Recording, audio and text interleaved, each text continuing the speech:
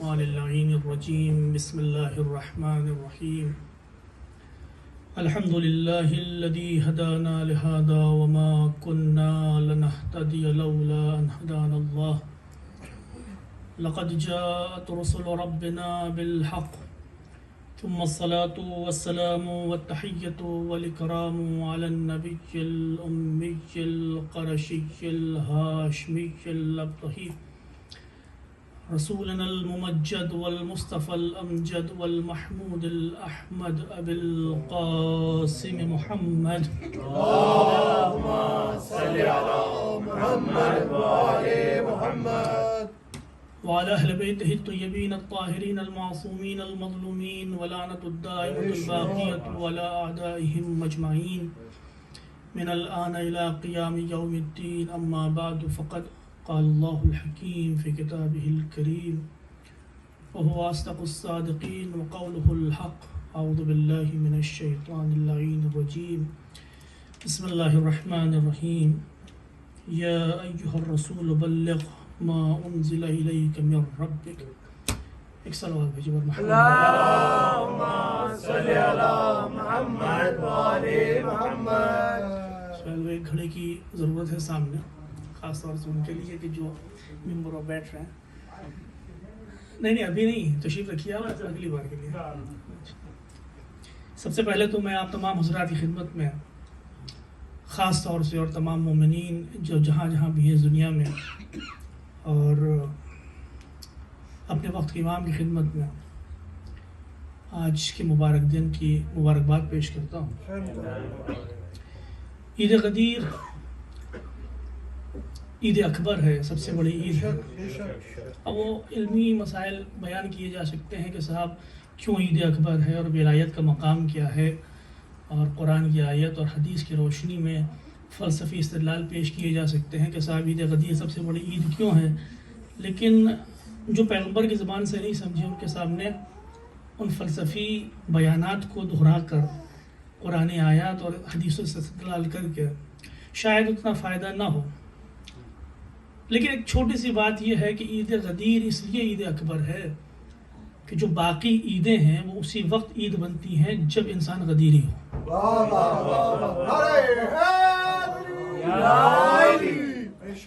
اگر انسان غدیری میں نہ پیے ہوئے ہو تو چاہے عید سعید فطر آ جائے چاہے عید الاضحیٰ آ جائے وہ جانوروں کو قربانی کر سکتا ہے، نئے کپڑے پہن سکتا ہے، سوئیاں کھا سکتا ہے، لیکن وہ عید نہیں ہوگی. عید اسی وقت عید ہوتی ہے کہ جب انسان ولایت علی دل میں سجا کر رکھے اور جب عید غدیر کو عید مان لے اس کے بعد عید سعید فطر بھی عید بن جاتی ہے، عید الاضحیٰ بھی عید بن جاتی ہے. بلکہ میرا مولا یہ کہتا ہے کہ ہر دن عید ہو سکتا ہے اگر ولایت علی دل میں. حضرت امیر المومنین بلند اللهم صل على محمد وآل محمد. دیکھیے بہت اہم دن ہے عید غدیر، اور ضروری ہے کہ خوشی کی بات ہے کہ کم از کم ہم یہاں پر آپ حضرات یہاں پر تشریف لے کر آئے. مجھے تو زبردستی بلایا گیا، لیکن بہرحال کچھ نہ کچھ انسان کو اس دن کرنا چاہیے تاکہ یہ دن باقی دنوں کی طرح نہ ہو.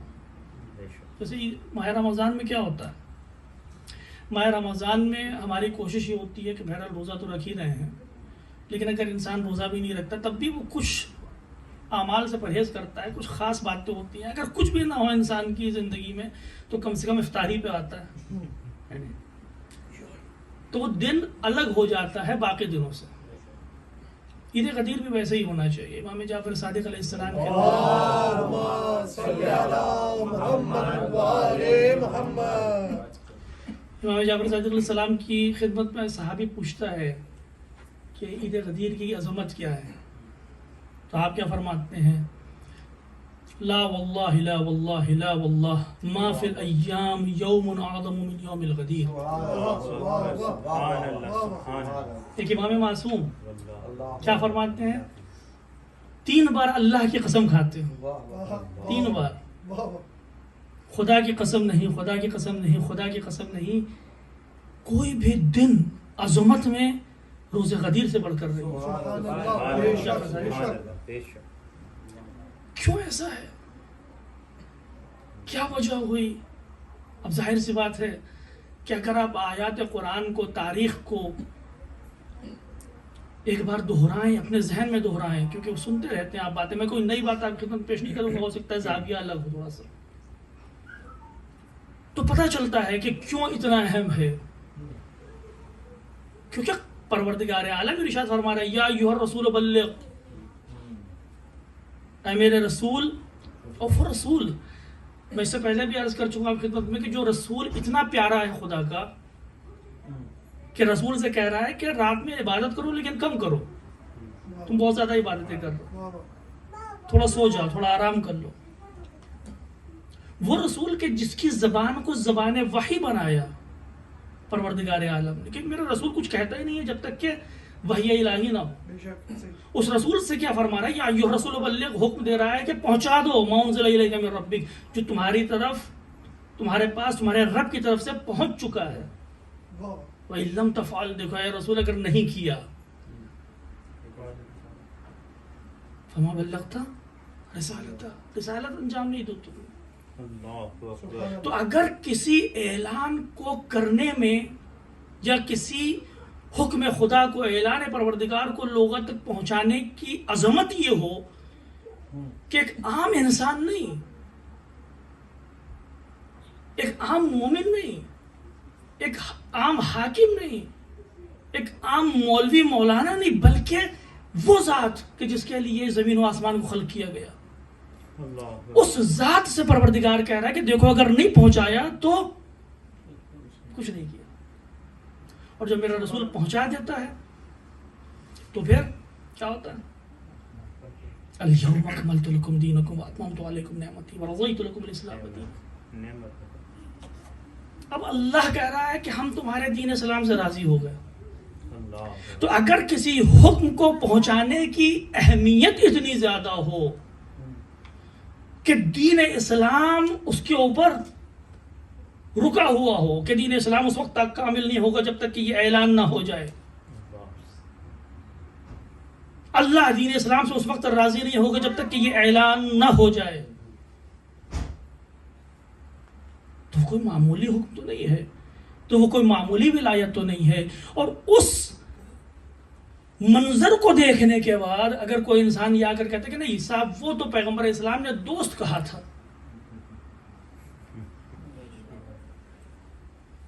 تو یا تو اس سے زیادہ عقل سے پیدل انسان دنیا میں کوئی نہیں ہے،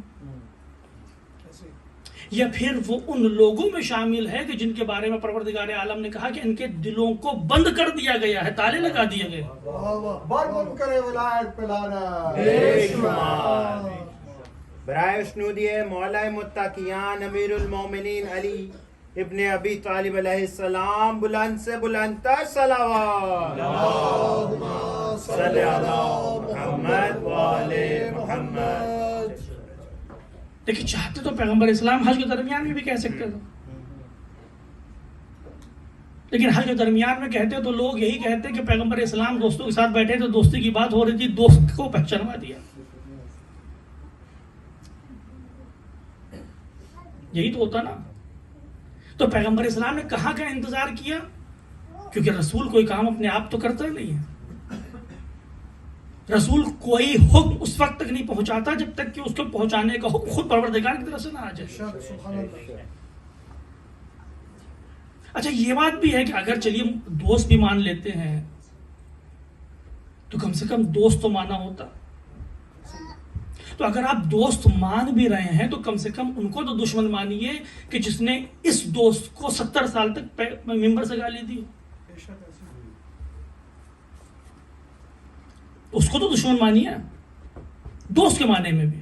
لیکن پیغمبر اسلام اگر جیسا کہ میں نے عرض کیا کہ اگر آپ صاحب عقل ہیں، اگر تھوڑی سی بھی انسان کے پاس جو کہتے ہیں عقل کے ناخن لو، تو جو پیغمبر اسلام نے جو اہتمام کیا، بلکہ پیغمبر اسلام کیا جو خدا نے اہتمام کیا، وہ اس طرح کا تھا کہ ایک صاحب عقل آسانی سے بتا سکتا ہے کہ پیغمبر اسلام کیا کہنا چاہ رہے ہیں۔ جو لوگ چلے گئے ہیں ان کو واپس بلاؤ. بھائی اتنا آسان نہیں تھا. آپ لوگ ابھی اگر مئی جون کی گرمیوں میں کربلا جائیں, بہت سے افراد سے میری گفتگو ہوئی تو کہتے ہیں سامرہ جب جاتے ہیں تو پھر کافی دور بس رک جاتی ہے. مولانا بہت پیدل چلنا پڑتا. میں بھی گیا ہوں, مجھے بھی پیاس سے حلق سوکھنے لگتا ہے. کتنی دور کا راستہ ہوگا جہاں سے بس اسٹینڈ ہے سامرہ کا؟ 801 کلومیٹر کے قریب. آپ ایسا کریے کہ صاحب چلے جائیں, بس سے اتر کے سامرہ تک حرم پہ پہنچنے والے ہوں کہ آپ کے والد, بہت ہی عزیز کوئی, میں مثال اس لیے دے رہا ہوں جیسے والدہ والد کچھ بھی, کہ بھیا میرا چشمہ بھول گیا, ذرا لے آؤ بس سے. آپ کہیں ارے ایسے ہی کر لیا, مولا کو دل کی آنکھوں سے دیکھیے.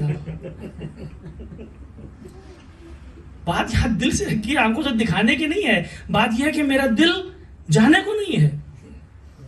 800 میٹر کا راستہ میں طے کر کے آیا ہوں, گرمی میں, دھول میں, اس کڑی دھوپ میں جا کے واپس آؤں, دل گوارا نہیں کرتا. چاہے ماں باپ ہی کیوں نہ ہو, لیکن ہم کہہ دیں گے کہ نہیں چھوڑیے. ہم پیغمبر اسلام نے وہاں پر غدیر خم کے میدان میں جو لوگ چلے گئے ہیں واپس بلاؤ. کہاں کہاں سے پکڑ کر لائے ہوں گے اس گرمی میں کہاں کہاں سے پکڑ کے لائے ہوں گے. کتنے گھڑ سوار, کتنے اونٹوں پر لوگ بھاگے ہوں گے آگے پکڑنے کے لیے. اور جو رہ گئے ہیں ان کا انتظار کرو. بھائی اللہ نے کہا نماز پڑھو. کیا پیغمبر اسلام نے کسی دن مسجد میں کہا کہ سب لوگ آؤ پہلے تب میں بیان کروں گا؟ ایسا تو نہیں تھا. کبھی مختلف احکام نازل ہوئے نا, روزے کا حکم آیا, زکوٰۃ کا حکم آیا, خمس کا حکم آیا, حج کا حکم آیا, جہاد کا حکم آیا. ایسا تو کبھی نہیں ہوا پیغمبر اسلام نے کہا کہ آج مسجد میں فلاں صاحب نظر نہیں آ رہا, جاؤ گھر سے بلا کے لاؤ پہلے. نہیں, جو موجود ہیں کہا کہ آج یہ آیت نازل ہوئی ہے, آج سے نماز پڑھنا ہے تمہیں, آج سے روزہ رکھنا ہے, آج سے زکوٰۃ دینا ہے, آج سے خمس دینا ہے. ٹھیک ہے, جو لوگ یہاں پر نہیں ہیں جو موجود ہیں وہ بتا دینا. یہی تو ہوا. زکوٰۃ کا حکم, خمس کا حکم کس طرح سے پہنچایا کہ قبیلوں تک پیک بھیجے گئے. انگلش والا پیک نہیں, اردو والے پیک.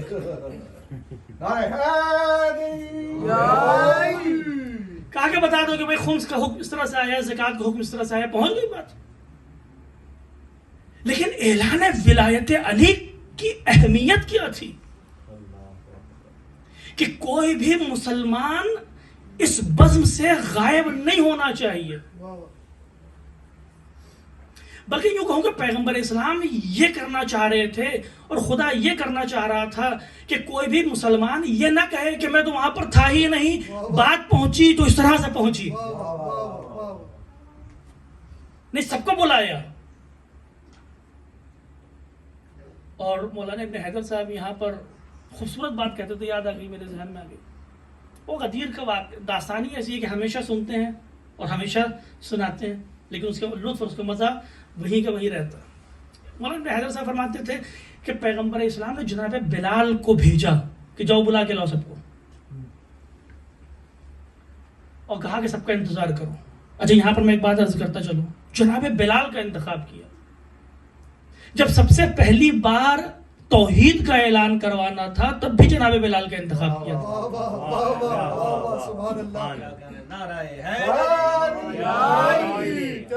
تو مولا کائنات کی ولایت کا اعلان کرنے کے لیے جناب بلال علیہ السلام کا انتخاب یہ بتاتا ہے کہ علی ولی اللہ کی اہمیت بھی اتنی ہے جتنی لا الہ الا اللہ کی ہے.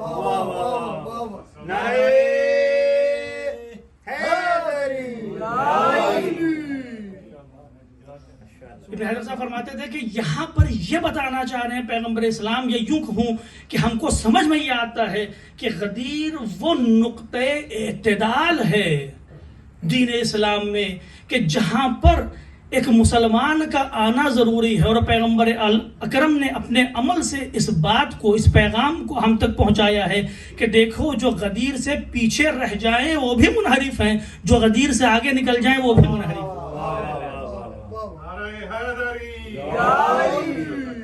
نعرہ رسالت یا رسول اللہ، نعرہ رسالت یا رسول اللہ، نعرہ حیدری حضرت امیر المومنین علیہ السلام، بلند تر صلوات۔ اللہم صلی علی محمد وآل محمد محمد وآل محمد، بلند تر صلوات۔ اللهم صل على محمد وآل محمد۔ تو غدیر اس لیے اہم ہے، غدیر اس لیے اہم ہے۔ اور پیغمبر اسلام نے وہاں پر بھی کہا کہ الست اولی بکم من انفسکم، کیا میں تم سے زیادہ ولایت نہیں رکھتا ہوں؟ اولا وہی ولی سے آیا، جہاں پر کہا کہ من کنت مولا فہذا علی المولا، کہ جس کا میں مولا ہوں اس کے علی مولا ہیں۔ اس سے پہلے ایک مکمل خطبہ ہے کہ جو پیغمبر اسلام کا نقل ہوا ہے تاریخ میں، اور پیغمبر اسلام نے کہا کہ الست اولی بکم من انفسکم، کیا میں تم سے تمہارے نفسوں سے زیادہ تم پر اختیار نہیں رکھتا ہوں، ولایت نہیں رکھتا ہوں؟ سب نے کہا بلا بالکل رکھتے ہیں یا رسول اللہ۔ اس کے بعد فرمایا کہ من کنت مولا فہذا علی المولا، جس کا میں مولا ہوں اس کے علی مولا۔ لیکن اس کے باوجود تاریخ کہاں چلی گئی؟ تاریخ کہاں سے کہاں چلی گئی؟ ایک بہت ہی اہم نقطہ جو آیت میں چھپا ہوا ہے وہ یہ ہے کہ پیغمبر اسلام سے پروردگار عالم ارشاد فرماتا ہے کہ تم ڈرو نہیں، واللہ یعصمک من الناس، تمہیں اللہ لوگوں سے محفوظ رکھے گا۔ سوچنے کی بات ہے کہ پیغمبر اسلام اس سے پہلے ولایت کا اعلان کیا، بالکل کیا، پیغمبر اسلام نے متعدد جگہوں پہ اعلان کیا، علی کو ولی بنایا۔ یہاں پر پیغمبر اسلام کے دل میں کیسا خوف تھا، کیسا خوف تھا؟ بھئی خوف اسی وقت انسان کے ذہن میں ہوگا کہ جب اس جیسا کوئی تجربہ اس سے پہلے ہو چکا ہو۔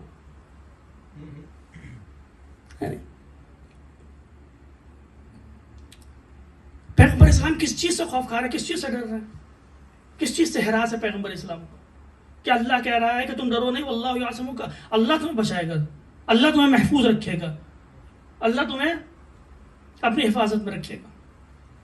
عزیزان محترم، بات یہ ہے، علماء نے جس جانب اشارہ کیا میں ان کی بات آپ تک پہنچا رہا ہوں۔ بات ایسی ہے کہ جب دعوت ذو العشیرہ کا مسئلہ آیا اور اللہ نے کہا کہ جاؤ سب کو بلاؤ اور اپنے منزل عشیرتک الاقربین، اپنے جو اقربا ہیں ان کو بلاؤ اور توحید کا اعلان کرو، تو تاریخ کہتی ہے اور آپ نے سنا ہے کہ پیغمبر اسلام نے تمام اپنے اقربا کو بلایا، رشتہ داروں کو بلایا، اور کس طرح سے بلایا؟ دعوت کا انتظام کیا ہے، نہیں؟ دعوت کا انتظام کیا۔ پتہ یہ چلا کہ دعوت کے بغیر اس ٹائم بھی کوئی آتا نہیں تھا جلدی۔ رشتہ داروں کی بات کر رہا ہوں میں، تو کہ آپ کو رشتہ داروں سے ملتے رہنا ہے تو دعوت کرتے رہیے۔ دعوت کا انتظام کیا، اور جب دعوت کا انتظام ہو گیا تو سب نے کھایا پیا، اور پیغمبر اسلام نے اعلان کرنا شروع کیا۔ جناب ابو طالب علیہ السلام ساتھ میں تھے اور آپ نے کہا کہ تم بڑھو، جو تمہیں اعلان کرنا ہے تم اعلان کرو۔ اور پیغمبر اسلام نے اعلان کیا کہ میں تمہارے لیے رسول بن کے آیا ہوں، ایک اللہ کا پیغام لایا ہوں، اللہ ایک ہے، اس کے علاوہ کوئی۔ یہ سب سنا لوگوں نے، انہوں نے کہا کیا بکواس، ہم تو جا رہے ہیں۔ پیغمبر اسلام پر مختلف تہمتیں لگا کر لوگ چلے گئے۔ کسی نے دیوانہ کہا، کسی نے کہا مجنون ہے، کسی نے کہا پاگل ہے، اپنی طرف سے ہاں کرا ہے، اپنی طرف سے نعوذ باللہ نقل کفر نباشر۔ پیغمبر اسلام اس طرح سے دعوت ذو العشیرہ کتنے دن ہوئی؟ 3 دن تک، اور تینوں دن پیغمبر اسلام نے کھانا کھلایا اور اعلان توحید کیا۔ اور پیغمبر اسلام کو کیا سننا پڑا؟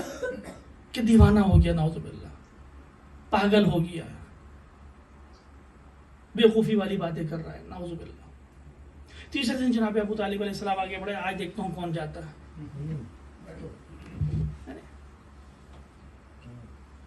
जनाब अबू तालिब अलैहिस्सलाम आगे बढ़े और कहा कि आज कोई नहीं हिलेगा अपनी जगह से।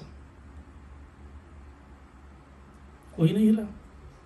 जनाब अबू तालिब का खौफ था, जनाब अबू तालिब सरदार थे कबीले के, जनाब अबू तालिब का एहतराम था, जनाब अबू तालिब के सामने किसी की ज़बान नहीं खुलती थी। ज़बानें तो बाद में खुलना शुरू हुई।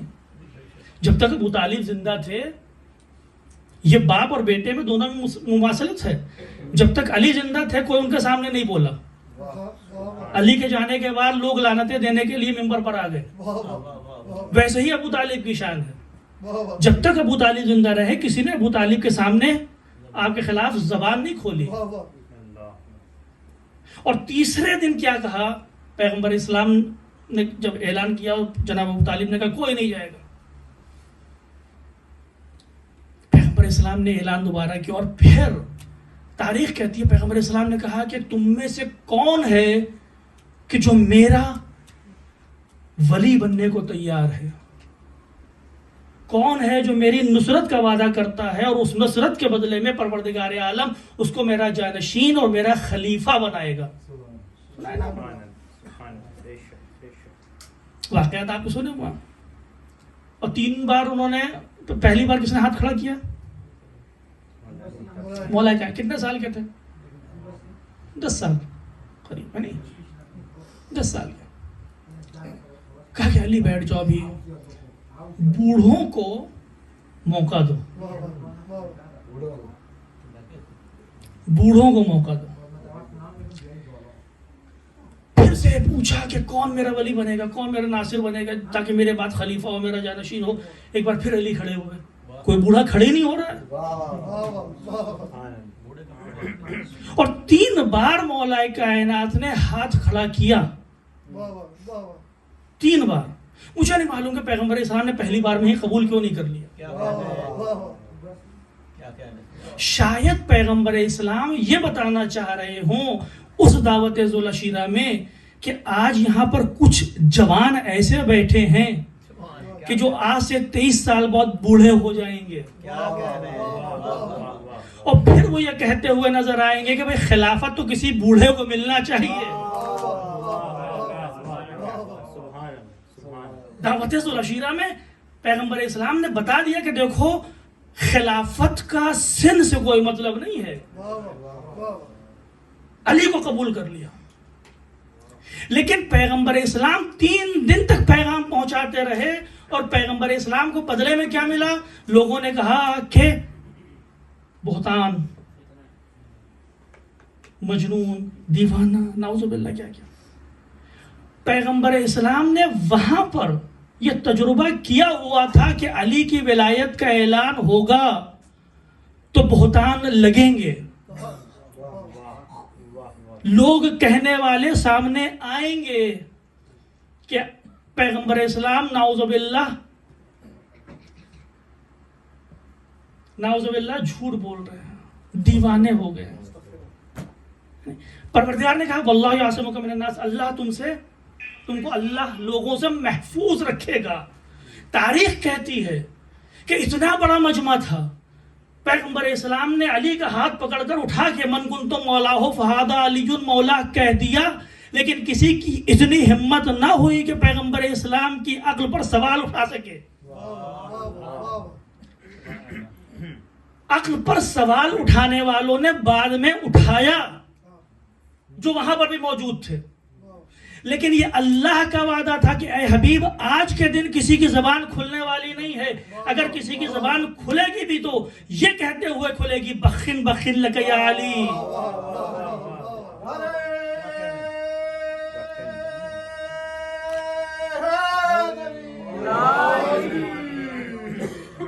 तो वो जो कल वाक़या गदीर के बाद जब वाक़या करतास सामने आता है तो लोग पैगंबर इस्लाम पर बुहतान बांधने के लिए आगे बढ़ जाते हैं, लेकिन मैदान गदीर में वही लोग हैं कि जो पहली सफ में बैठे हुए हैं।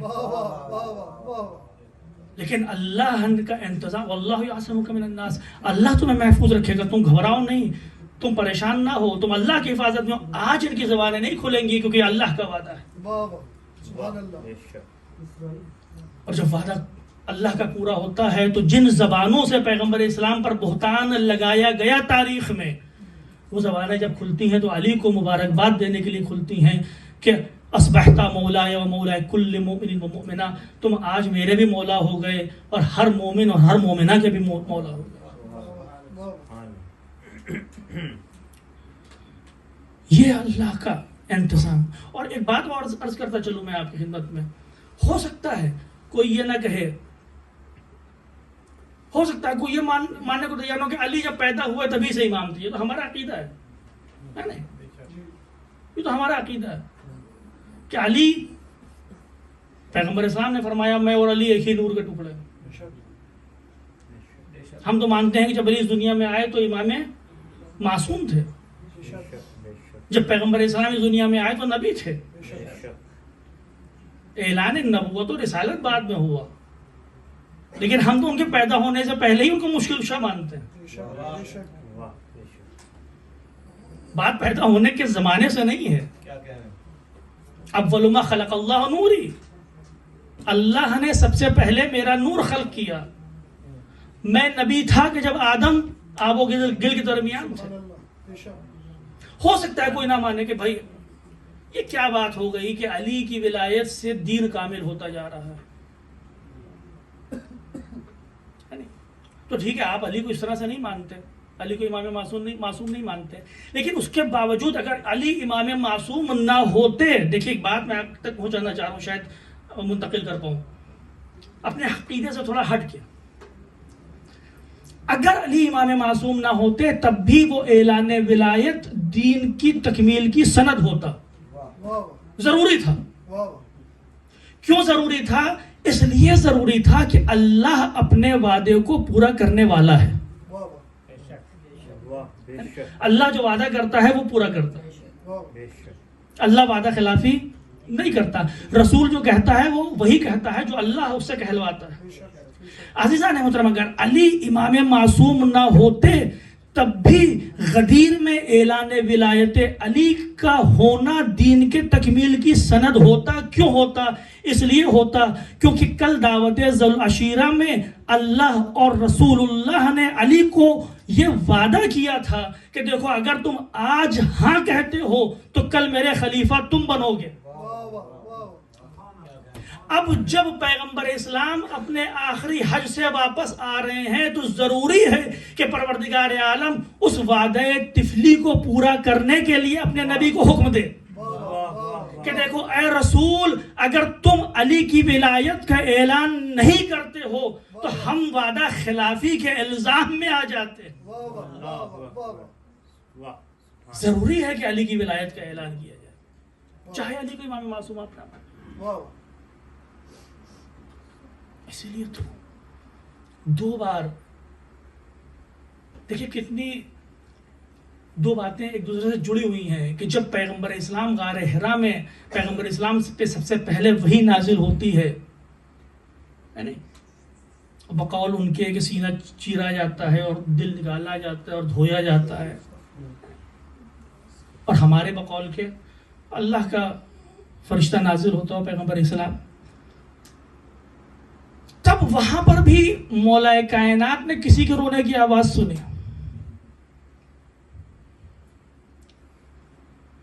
اور پیغمبر اسلام سے پوچھا کہ یا رسول اللہ کس کے رونے کی آواز ہے؟ تو تاریخ کہتی ہے کہ پیغمبر اسلام نے کہا کہ یا علی یقیناً جو میں دیکھتا ہوں وہ تم دیکھتے ہو، جو میں سنتا ہوں وہ تم سنتے ہو.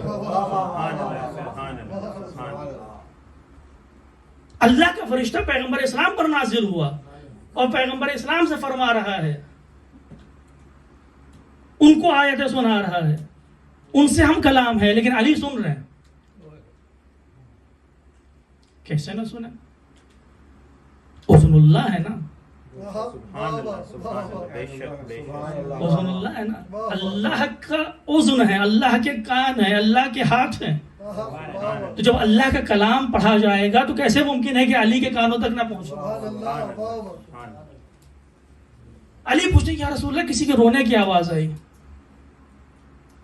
پیغمبر اسلام فرماتے ہیں یا علی یقیناً جو کچھ میں سنتا ہوں دیکھتا ہوں وہ بھی وہی تم سنتے اور دیکھتے ہو. یہ شیطان ہے جو رویا ہے. کیونکہ آج مجھے پروردگار عالم نے اپنی رسالت کا اعلان کرنے کا حکم دیا، اور جب واقعہ غدیر آتا ہے تو وہاں پر بھی کسی کے رونے کی آواز آتی ہے.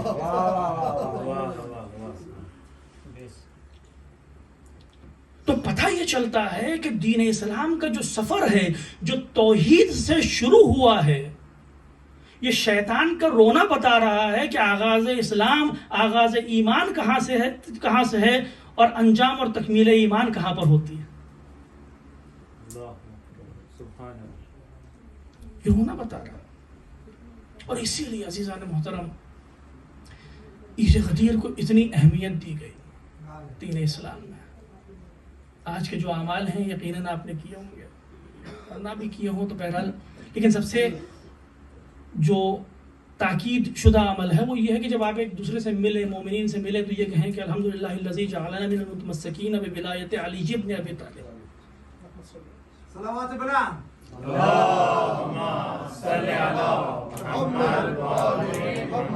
آج شورا نے بھی کم پڑھا ہے، میں بھی کم ہی پڑھوں گا.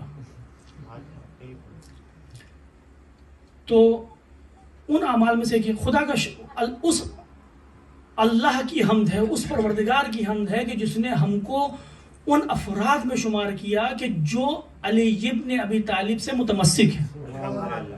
جب بھی مومن سے ملیں تو عید غدیر کے دن مستحب یہ ہے کہ جب مومن سے گلے ملیں، جب مومن سے مصافحہ کریں، جب مومن کو ایک دوسرے کو دیکھیں تو یہ کہیں، اللہ کا شکر ادا کریں کہ اس نے ہمارے دل میں ولایت علی رکھی. ابھی امام صادق علیہ السلام کی حدیث میں نے آپ کو خدمت میں پیش کی. اسی طرح سے نہ جانے کتنی حدیثیں ہیں جو اس جانب اشارہ کرتی ہیں کہ دیکھو اس دن جو 365 دن ہوتے ہیں، ان 365 دنوں میں سب سے زیادہ کسی کو کھانا کھلانے کا ثواب ہے تو وہ روزہ غدیر ہے. اب میں مقایسہ نہیں کرنا چاہتا، ٹھیک ہے، کسی کو افطار کرانا یہ بہت بڑا ثواب ہے، بہت ثواب ہے اس کے افطار کرانے کا. لیکن روایتیں کہتی ہیں کہ جو اطعام اس دن کسی کو اپنے بندے مومن کو کھانا کھلاتا ہے تو ویسا ہی ہے کہ جیسے اس نے 1,24,000 انبیاء کو کھانا کھلایا. پیغمبر اسلام فرماتے ہیں، اور فرماتے ہیں کہ ان میں سب سے پہلے جناب آدم اور سب سے آخری میں. سبحان اللہ، سبحان اللہ. اچھا، تو کون ایسا ہے کہ جو 1,24,000 انبیاء کو کھانا نہ کھلانا چاہے؟ 1,24,000 انبیاء کو ایک آدمی کے اطعام کے اوپر، ایک آدمی کیا 1,24,000 علماء نہیں، مومنین نہیں، فقیر نہیں، مسکین نہیں، انبیاء کو. کتنے نبی ہمارے یہاں؟ 1,24,000. یعنی غدیر وہ دن ہے کہ جب 1,24,000 بلکہ یوں کہوں 1,24,000 کے لفظ نکال دیے، یوں کہوں کہ جب نبوت حاضر ہے کہ تمہارے گھر پر آ کر دسترخوان پہ بیٹھ کے کھانا کھائے. واہ واہ واہ، سبحان اللہ، سبحان اللہ. کیونکہ یہ دسترخوان اب تمہارا دسترخوان نہیں ہے بلکہ ولایت علی کا دسترخوان ہے. کیوں ہے ایسا عزیزان محترم؟ دیکھیے بات یہ ہوتی ہے کہ دین اسلام میں تاکید کی گئی ہے کہ جب خوشی کا کوئی موقع آئے تو لوگوں کو کھانا کھلاوائے. نہیں، جناب فاطمہ زہرا سلام اللہ علیہ کی شادی ہوئی،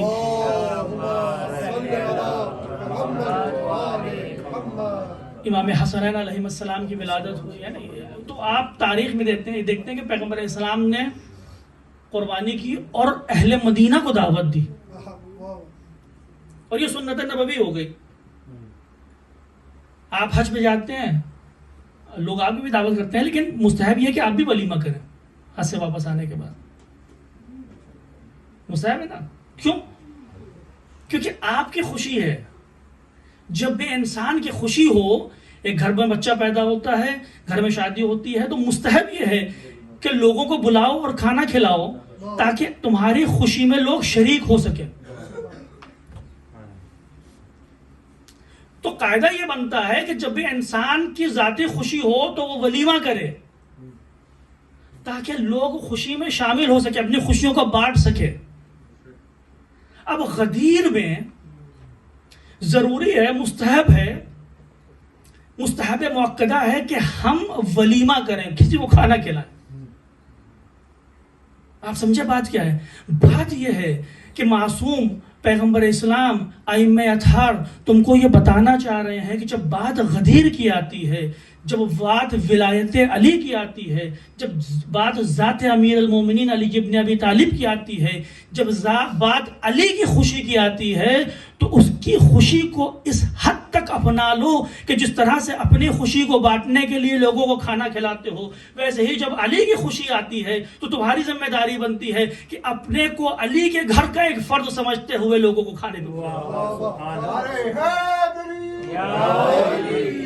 برائے اشنودی مولا متقیان علی علیہ السلام بلند تر صلوات۔ اللهم صل على محمد وآل محمد۔ اللهم صل على محمد وآل محمد۔ نعرہ حیدری یا علی یا علی یا علی مدد حق ہے۔ تو عزیزان محترم، یہ کہ جب علی کی خوشی آئے تب ضروری ہے کہ اس خوشی کو اس حد تک اپنا لو کہ وہ خوشی کسی اور کی خوشی نہیں ہے۔ تم یہ بھی نہیں کہہ سکتے کہ اہل بیت کی خوشی ہے۔ اہل بیت کی خوشی تو اس ٹائم بھی تھی کہ جب امام حسن اور امام حسین پیدا ہوئے تھے۔ اہل بیت کی خوشی تو اس وقت بھی تھی کہ جب جناب فاطمہ زہرا اور امام علی علیہ السلام کی شادی ہوئی۔ لیکن پیغمبر اسلام نے یہ نہیں کہا کہ اے لوگوں ایک دوسرے کو کھانے پہ بلاؤ، نہیں، پیغمبر اسلام نے خود ولیمہ کیا۔ لیکن جب غدیر آتی ہے تو یہ نہیں کہا جاتا، غدیر آتی ہے تو یہ کہا جاتا ہے کہ جس طرح سے اپنے گھر میں اگر کوئی بچہ آتا ہے، اپنے گھر میں اگر کوئی شادی ہوتی ہے، اپنے گھر میں اگر کوئی خوشی ہوتی ہے، جس طرح سے ولیمہ کرتے ہو، ویسے ہی آج دعوت دو، دسترخوان ولایت بچھاؤ۔ یہ ہے غدیر۔ اس لیے عید غدیر عید اکبر ہے۔ اور صرف ایک بات میں اور کنایتاً آپ کی خدمت میں عرض کرتا چلوں، شاید بات آپ کے ذہن تک پہنچ سکے اس طرح سے اور بہتر طریقے سے۔ ایک تو یہ رخ ہو گیا کہ کھانا کیوں کھلائیں، کیوں اطعام کریں علی کی خوشی میں، کیوں اطعام کریں عید غدیر کی خوشی میں؟ اس لیے کیونکہ وہ خوشی ہماری ہے۔ اور کس طرح سے ہماری ہے؟ اس طرح سے ہماری ہے کہ جب ہم عید مناتے ہیں تو کیوں مناتے ہیں؟ جب ہم عید مناتے ہیں 30 دن روزے رکھنے کے بعد، 29 دن روزہ رکھنے کے بعد، کیوں مناتے ہیں؟ اس لیے مناتے ہیں کہ ہم گناہوں سے پاک ہو چکے ہیں، اسی امید پر مناتے ہیں نا۔ جہنم سے اللہ نے ہم کو آزاد کر دیا، اسی لیے تو مناتے ہیں نا عید فطر۔ جوشن کبیر پڑھتے ہیں 1000 نام اللہ کے لے کر، آپ کیا کہتے ہیں؟ 1000 بار اللہ کے نام لے کر کیا دعا کرتے؟ صرف ایک دعا، خلصنی من النار یا رب۔ 1000 نام اللہ کے پکار کے، گڑ گڑا کے، رو کے، اور صرف ایک دعا، خلصنی من النار یا رب، اللہ مجھے نار جہنم سے محفوظ رکھ، آزاد کر دے۔ اور جب 30 دن گزر جاتے ہیں اور اس امید پر کہ پروردگار عالم نے ہم کو آزاد کر دیا ہوگا، ہم کیا کرتے ہیں؟ عید مناتے ہیں، خوش ہوتے ہیں، لوگوں کو مٹھائیاں کھلاتے ہیں، دعوتوں پر بلاتے ہیں۔ وہ عید ہو جاتی ہے ہمارے لیے کیونکہ ہم اس امید پر ہیں کہ اللہ نے عذاب جہنم سے ہم کو محفوظ رکھا ہوگا، اتنی دعاؤں کے بعد، اتنے روزوں کے بعد، اتنی عبادتوں کے بعد۔ لیکن جو قاعدہ ملتا ہے وہ یہ ہمارے ہاتھ میں ملتا ہے کہ اگر کوئی چیز ہم کو نار جہنم سے بچا لے تو اس کے بعد عید منانا چاہیے۔ تو عزیزان محترم، اگر علی کی ذات ایسی ذات ہے کہ پیغمبر اسلام ائمہ اطہار یہ کہتے ہوئے نظر آئے کہ اگر تمام لوگ حب علی پر متفق ہو جائیں تو اللہ جہنم کو خلق ہی نہ کرتا۔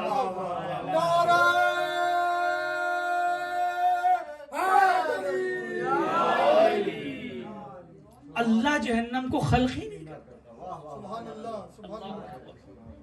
عظمت امیر المومنین علیہ السلام بلند تر صلوات. اللهم صل على محمد وآل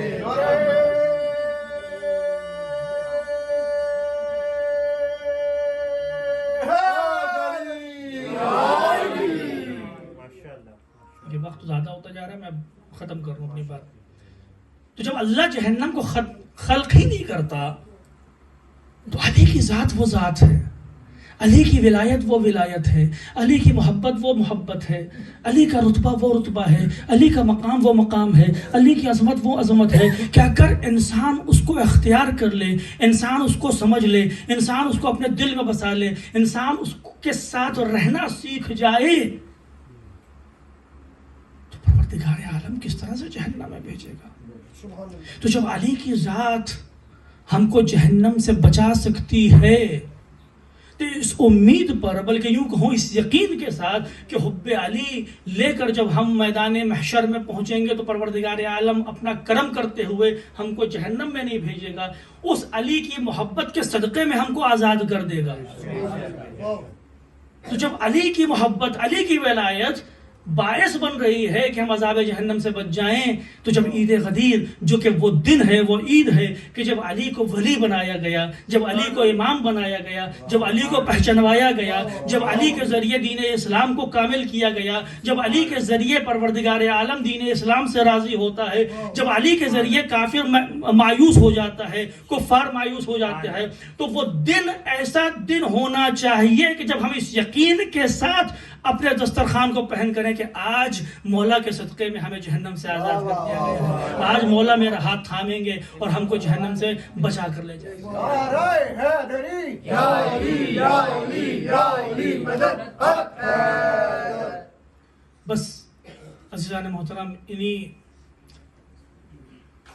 آرزوؤں کے ساتھ پروردگار عالم محضر الہی میں ہم دست بدعا ہے کہ پروردگار تجھے واسطہ محمد و آل محمد کا بحق اہل بیت اطہار، بحق محبت علی ابن ابی طالب، اس دن کے صدقے میں، علی ابن ابی طالب کی ولایت کے صدقے میں ہم سب کو، ہمارے جتنے رشتہ دار ہیں، ہمارے جتنے اقربا ہیں، دوست ہیں، جہاں جہاں مومنین اس دنیا میں ہیں، ان سب کو عذاب جہنم سے محفوظ رکھے. ہم کو اس لائق بنا کہ ہمارے دل محبت علی، محبت اہل بیت سے ہمیشہ بھرے رہے. پروردگار عالم تجھے واسطہ محمد و آل محمد کا اور اس دن کا واسطہ کہ جس دن کو تو نے انتخاب کیا اپنے ولی کی ولایت کا اعلان کے لیے، جو بھی مومنین ہیں ان کی حاجتوں کو پورا فرما، جو مشکلات میں گرفتار ہیں ان کے مشکلات کو آسان فرما، جو بے روزگار ہیں ان کو روزگار عطا فرما، جو بے اولاد ہیں ان کو اولاد کی نعمت سے نواز، جو بیٹے بیٹیاں بغیر شادی کے ہیں ان کی شادیوں کو جلد از جلد ان کا انتظام فرما، جو مقروض ہیں ان کے قرض کو ادا فرما. پروردگار عالم تجھے واسطہ محمد و آل محمد کو ہم کو اس بات کی توفیق عطا فرما کہ ہم اپنے بچوں کی تربیت اس طرح کر سکیں کہ وہ محب علی بن سکیں مستقبل میں. پروردگار عالم اس دنیا میں جہاں جہاں مومنین ہوں ان کو اپنی حفاظت میں فرما، جو مظلوم ہیں ان کی کمک فرما، جو ظالم ہیں ان کو نیست و نابود فرما. اور خاص طور سے جو ابھی حالات چل رہے ہیں اس کے مد نظر آپ حضرات سے گزارش ہے کہ ہمیشہ دعا کرتے رہے کہ پروردگار عالم جہاں جہاں مومنین ہیں ان کی حفاظت فرمائے. اور آخری دعا یہی ہے کہ ظاہر سی بات ہے کہ ہم دعا کر سکتے ہیں، لیکن جتنے بھی مظلومین ہیں، جتنے بھی مومنین ہیں، ان کے دلوں کا سہارا، ان کی مدد کرنے کا آخری سہارا صرف اور صرف ذات گرامی ولی اسد اللہ تعالیٰ برہ شریف ہے. تو پروردگار عالم سے دست بدعا ہے کہ اس دن کے صدقے میں، ولایت علی کے صدقے میں، اہل بیت اطہار کے صدقے میں پروردگار عالم اپنے ولی کے ظہور میں تعجیل فرما اور ہم سب کو ان کے اعوان و انصار میں شمار فرما. وآخر دعوانا ان الحمد للہ رب العالمین.